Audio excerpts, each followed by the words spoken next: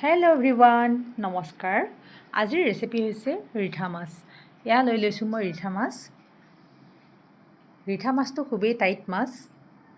এতিয়া মই এইকেইটা কাটি বাছি ল'ম। মাছ বনাবৰ কাৰণে মই এইখিনি ইনগ্ৰেডিয়েণ্ট লৈ লৈছোঁ। আজিৰ ৰেচিপিটো মই বাচ্ছাৰ কাৰণে বনাইছোঁ, তাৰ কাৰণে কোনো ধৰণৰ জলকীয়া ব্যৱহাৰ কৰা নাই। মই এইকেইটা মাছ লৈ লৈছোঁ, এটা আলু কাটি লৈছোঁ, এটা ডাঙৰ চাইজৰ পিঁয়াজ, আধা চামুচ নিমখ, আধা চামুচ হালধি গুড়ি, আধা চামুচ জিৰা গুড়ি, আধা চামুচ ধনিয়া গুড়ি, লগতে অকণমান নহৰু থেতেলিয়াই লৈছোঁ। পেনখন গৰম হ'বলৈ দি মই ইয়াতে অকণমান মিঠাতেল দিছোঁ আৰু পিঁয়াজখিনি দিছোঁ। পিঁয়াজখিনিৰ লগে লগে মই মাছখিনিও দি লৈছোঁ, কাৰণ মাছটো খুবেই টাইট মাছ। মই পিঁয়াজৰ লগতে ভাজি ল'ম। এতিয়া ইয়াতে নিমখ হালধিৰ লগত জিৰা গুড়ি, ধনিয়া গুড়ি আৰু নহৰুৰ পেষ্টটো দি লৈছোঁ। লগতে মই অকণমান পানী দিছোঁ। এতিয়া এইখিনি অলপ সময় ভাজি ল'ম। এইদৰে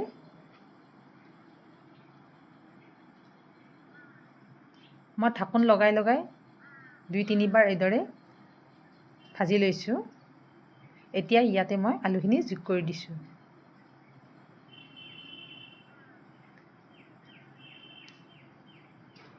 আলুখিনি ভালদৰে ভাজি লৈ মই ঢাকোন লগাই দিছোঁ। এতিয়া ইয়াতে মই অকণমান পানী দি আলুটো সিজিবলৈ দিম।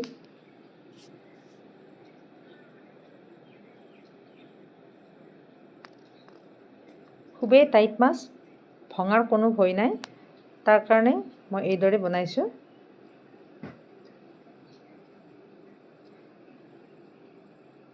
এতিয়া মই ইয়াতে এগিলাচ পানী দি লৈছোঁ।